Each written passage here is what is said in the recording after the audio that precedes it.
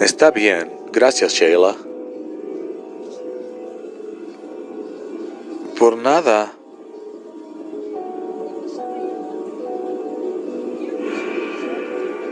Oprimió el botón de espera y buscó su cigarrillo. Lo encendió e inhaló profundamente, mirando la pequeña luz parpadeante con el ceño fruncido. 16. Alan, Inquirió Henry Peyton. Alan, ¿estás ahí? Su voz tenía la calidad monótona nasal que tienen siempre las voces cuando provienen de un enlace. Se le oía como el anunciador que transmite desde el interior de una caja vacía de saltines, de saladitas. Aquí estoy, Henry. Recibí una llamada del FBI hace apenas media hora. Dijo Henry desde el interior de la caja de galletas. Tuvimos mucha suerte con esas huellas. El latido del corazón de Alan se colocó en velocidad más alta. Las que encontraron en la perilla de la puerta de la casa de Neri, las parciales. Esas mismas. Las cotejamos tentativamente con un sujeto de aquí del pueblo. También tenemos sus huellas del servicio. No me tengas en ascuas.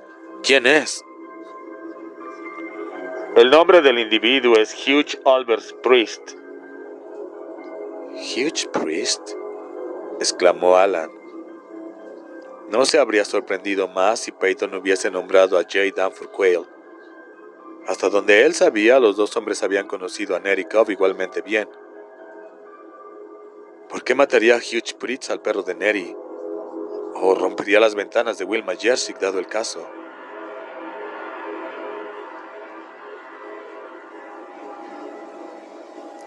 No conozco al caballero, así que no puedo opinar nada al respecto. Respondió Henry. ¿Por qué no lo detienes y le preguntas? De hecho, ¿por qué no le haces ahora antes de que se ponga nervioso y decida visitar a unos parientes en Dry Home, Dakota del Sur? Buena idea, dijo. Te llamaré más tarde, Henry. Gracias.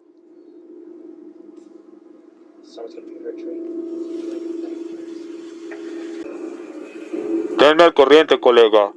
Se supone que este es mi caso, ya lo sabes. Sí, te llamaré. Se escuchó un agudo sonido metálico. ¡Ping! Cuando se cortó la conexión y la radio de Alan empezó a transmitir el zumbido abierto de una línea de teléfono. Alan se preguntó por unos instantes lo que pensarían Nynex y AT&T de los malabares que hacían con los teléfonos, y se inclinó para colocar el micrófono en su lugar. Mientras lo hacía, la voz de Sheila Brigham, su voz rara vez titubeante, interrumpió el zumbido de línea de teléfono. Comisario, tengo a Polly Chalmers en espera. Me pidió que la enlazara contigo tan pronto como te desocuparas. ¿Enterado? ¿Enterado? Alan pestañeó. ¿Polly? De pronto se asustó, como uno se asusta cuando suena el teléfono a las 3 de la madrugada. Polly nunca había pedido ese servicio y, si se le preguntara, Alan habría dicho que nunca lo haría. Iba en contra de su concepto del comportamiento correcto. Y para Polly era muy importante el comportamiento correcto.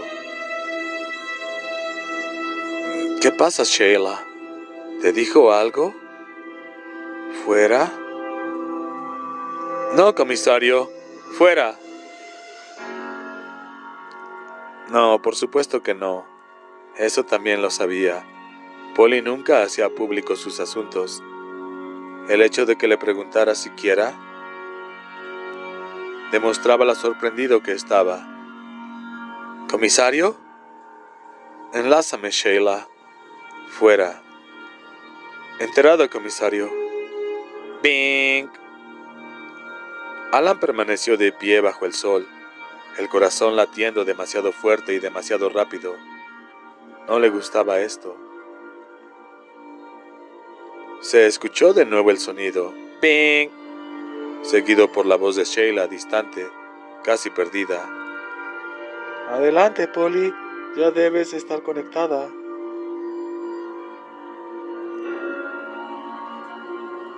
¿Alan? La voz era tan alta que retrocedió sorprendido. Era la voz de un gigante enojado. Ya lo había advertido. Una palabra fue suficiente. Aquí estoy, Polly. ¿Qué pasa? Por un momento solo hubo silencio. En alguna parte, en el fondo, se oía el débil rumor de otras voces en otras llamadas. Alan tuvo el tiempo para preguntarse si se había cortado la conexión. Tiempo para desear que así fuera. Alan, sé que esta línea es abierta, dijo. Pero ya sabrás de qué hablo. ¿Cómo pudiste? ¿Cómo pudiste? Esta comunicación tenía algo familiar. Algo. Polly, no te entiendo. Oh, creo que sí me entiendes, respondió. La voz cada vez era más confusa, más difícil de distinguir, y se dio cuenta de que si Polly no estaba llorando, pronto lo estaría. Es muy triste descubrir que la persona que creías que conocías no es como tú pensabas. Es muy triste descubrir que el rostro que creías que amabas no es más que una máscara. Algo familiar, en efecto. Y ahora sabía que era. Era como las pesadillas que había tenido después de la muerte de Annie y Todd. Las pesadillas en las cuales él estaba a la orilla de la carretera y los veía pasar en el Scout. Iban en camino a la muerte. Él lo sabía, pero era impotente para evitarlo. Trataba de agitar los brazos, pero eran demasiado pesados. Trataba de gritar, pero no recordaba cómo se abría la boca. Pasaban junto a él como si fuese invisible, y esto era igual. Como si en alguna forma extraña también se hubiese vuelto invisible para Polly.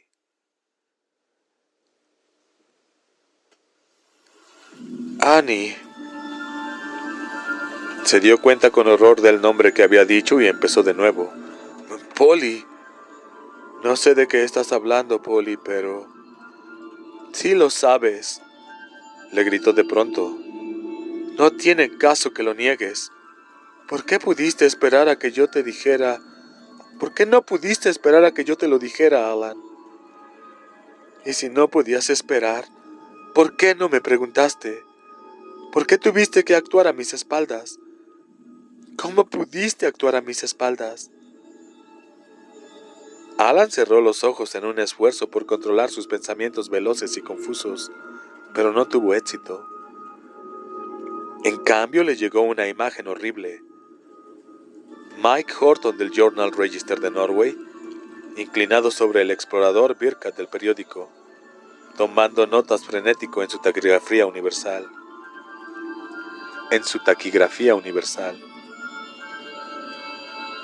Ignoro qué es lo que crees que he hecho, pero estás equivocada. Iré a verte y hablaremos. No creo que pueda verte ahora, Alan. Sí puedes, y vas a verme. Estaré... En eso interrumpió la voz de Henry Peyton. ¿Por qué no lo haces ahora mismo antes de que se ponga nervioso y decida visitar unos parientes en Dry Hump, Dakota del Sur? ¿Estarás qué? Estaba preguntando Polly. ¿Estarás qué? Acabo de recordar algo, dijo Alan lentamente. Ah, ¿sí? ¿Es una carta que escribiste a principios de septiembre, Alan? ¿Una carta a San Francisco? Oh, no sé de qué estás hablando, Polly. No puedo ir ahora porque descubrimos un indicio sobre el otro asunto, pero más tarde, Polly habló a través de una serie de sollozos jadeantes que debían dificultarle el entenderle, pero no fue así. ¿No lo comprendes, Alan? Ya no hay más tarde. Ya no. Tú... Polly, por favor. No, déjame en paz. Déjame en paz, entrometido, fisgón, hijo de puta. ¡Pink! Y de repente Alan estaba escuchando ese zumbido de línea abierta de teléfono de nuevo. Miró alrededor del cruce de Main y School como un hombre que no sabe dónde está y no tiene una idea clara de cómo llegó ahí. Sus ojos tenían esa expresión remota, intrigada, que se ve con frecuencia en los ojos de los boxeadores en los últimos segundos del round, antes de que se les doblen las rodillas y queden tendidos en la lona para una larga siesta invernal. ¿Cómo había sucedido esto? ¿Y cómo había sucedido tan rápidamente? No tenía la menor idea. Durante la última semana parecía que todo el pueblo se había desquiciado, y ahora Polly estaba infectada también. Pink. ¿Comisario? Era Sheila, y por su tono bajo, tentativo, Alan supo que había escuchado por lo menos parte de su conversación con Polly. Alan, ¿me oyes? ¿Recibes? Alan asintió. Alan sintió un súbito impulso, sorprendentemente fuerte, de arrancar el micrófono del enchufe y tirarlo en los arbustos más allá de la acera. Después marcharse en el auto a cualquier parte, solo dejar de pensar y conducir bajo el sol. En cambio hizo acopio de fuerza y se obligó a pensar en Hugh Priest. Eso era lo que tenía que hacer, porque ahora parecía que tal vez Hugh había ocasionado la muerte de las dos mujeres. De momento tenía que ocuparse de Hugh, no de Polly, y ante esta perspectiva descubrió que estaba oculta una gran sensación de alivio. Oprimió el botón transmitir. Aquí, Sheila, escucho. Alan, creo que perdí la conexión con Polly. Yo... no tenía la intención de escuchar, pero... Está bien, Sheila, ya terminamos. Había algo terriblemente final en lo que acababa de decir, pero rehusó pensar en eso ahora. ¿Quién está contigo ahora? Fuera.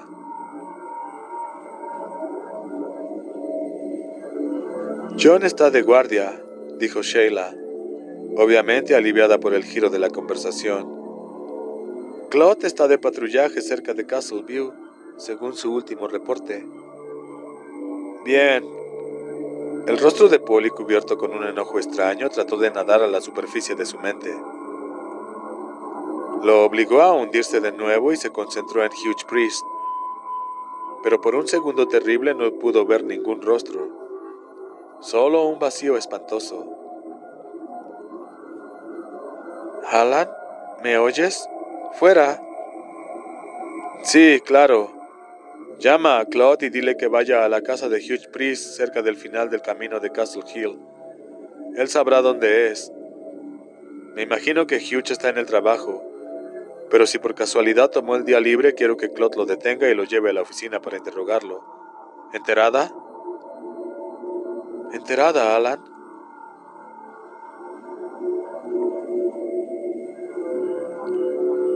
Dile que proceda con extrema precaución. Dile que se busca a Hugh para interrogarlo sobre la muerte de Nettie Cobb y Wilma Jersick. Él podrá llenar el resto de los detalles. Fuera.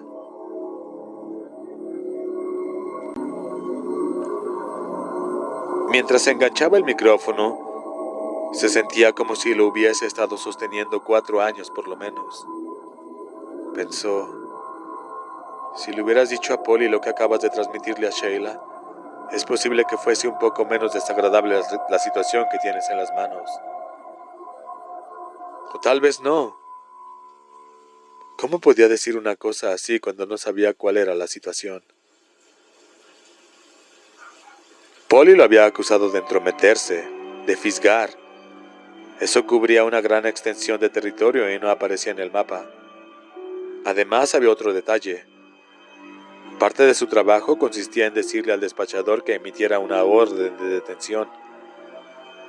También lo era asegurarse de que los oficiales supieran que el hombre a quien buscaban podía ser peligroso. Sin embargo, dar la misma información a tu novia en enlace abierto de radio y teléfono era una cosa totalmente distinta. Había hecho lo correcto, lo sabía. Sin embargo, eso no aliviaba el dolor en su corazón, e hizo otro esfuerzo por enfocar su mente en el asunto que tenía por delante. Encontrar a Hugh Priest, encerrarlo, buscarle un maldito abogado si quería uno, y después preguntarle por qué le había hundido un sacacorchos a Raider, el perro de Nettie. Funcionó por un momento, pero mientras encendía el motor de la camioneta y se alejaba del bordillo de la acera, todavía era el rostro de Polly, no el de Hugh, el que veía en su mente.